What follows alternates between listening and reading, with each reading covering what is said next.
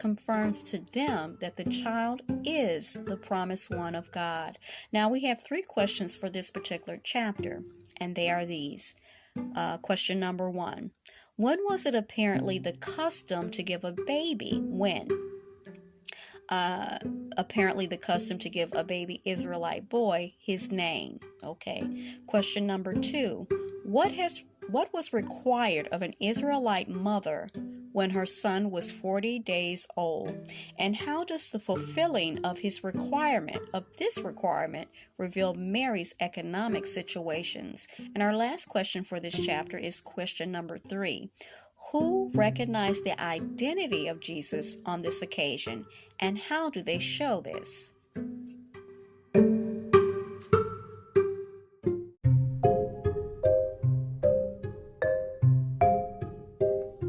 This is Teachable Moments with April podcast Bible study, chapter 6, the child of promise.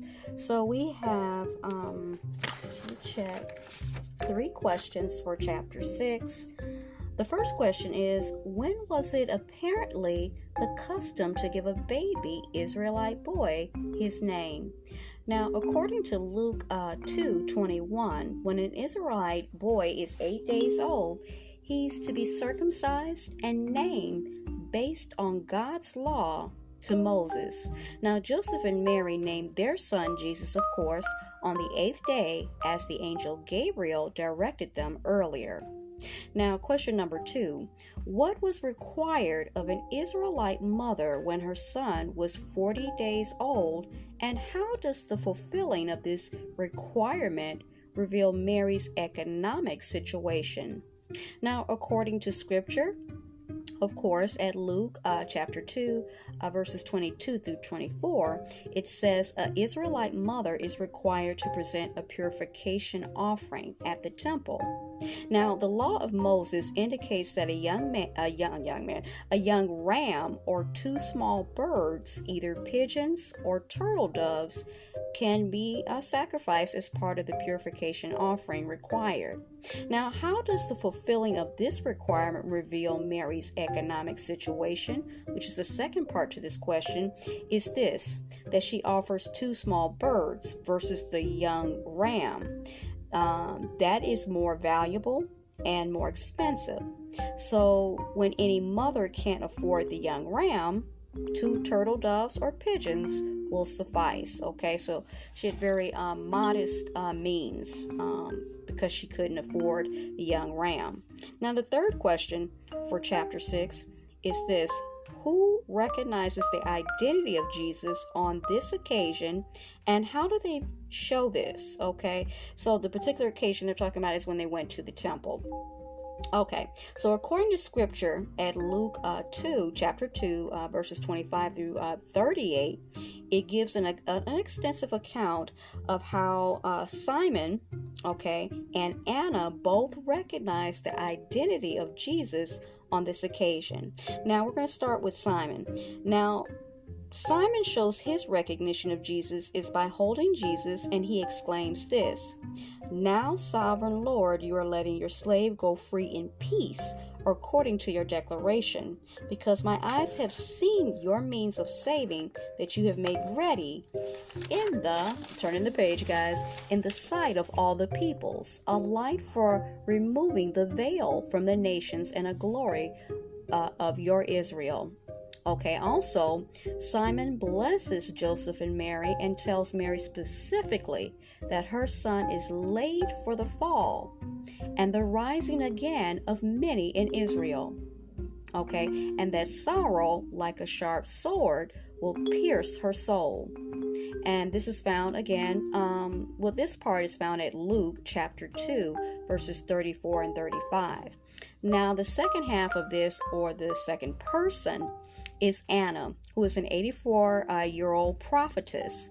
And in this account found at Luke chapter 2 again, verses 36 through 38, we see that she is never missing from the temple. She's very faithful.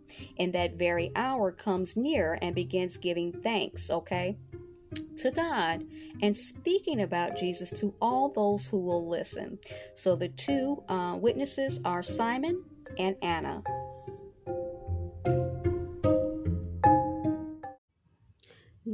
on Teachable Moments with April podcast Bible study.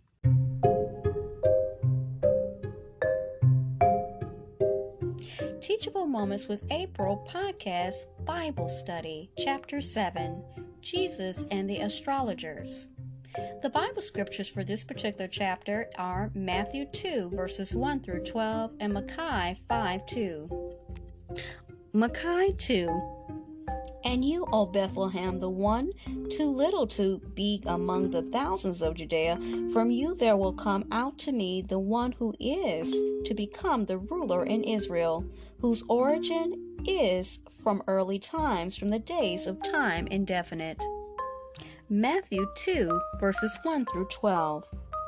After Jesus had been born in Bethlehem of Judea, in the days of Herod the king, look, astrologers from eastern parts came to Jerusalem, saying, Where is the one born King of the Jews?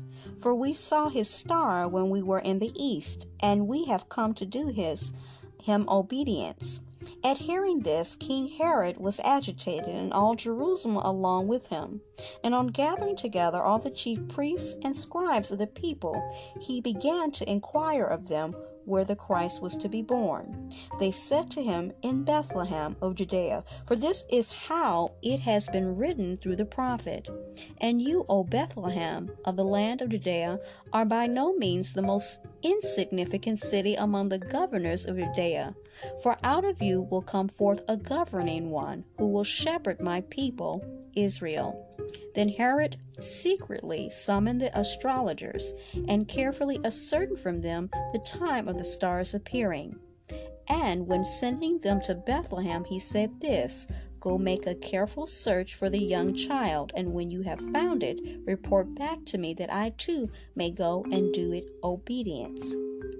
When they had heard the king, they went their way, and look, the star that they had seen when they were in the east went ahead of them until it came to a stop above where the young child was. On seeing the star, they rejoiced very much indeed, and when they went into the house, they saw the young child with Mary, its mother. And falling down, they did obedience to it. They also opened their treasures and presented it with gifts of gold and frankincense and myrrh. However, because they were given divine warning in a dream not to return to Herod, they withdrew to their country by another way.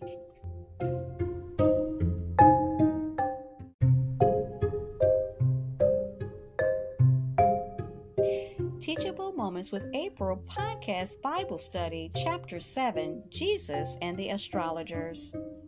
A number of men come from the east. They are astrologers, people who claim to interpret the position of the stars. While they were at home in the east, they saw a new star, and they followed it hundreds of miles to Jerusalem. Now, when the astrologers get to Jerusalem, they ask, Where is the one born King of the Jews? For we saw his star when we were in the east, and we have come to do him obedience. Now, when King Herod at Jerusalem hears about this, he is very upset. So he calls the chief priests and he asks where the Christ is to be born. Based on their reply and based on the scriptures, they say this, in Bethlehem. Now at that time, Herod has the astrologers brought to him and tells them this, Go make a careful search for the young child, and when you have found it, report back to me, that I too may go and do it obedience. But actually, Herod wants to find the child to kill him. Okay. So after they leave, an amazing thing happens. The star they had seen when they were in the east travels ahead of them. Clearly, this is no ordinary star, but it has been specially provided to direct them. Now the astrologers keep following it until it stops right above the house where Joseph and Mary are staying. Now when the astrologers enter the house, they find Mary with her young child, Jesus.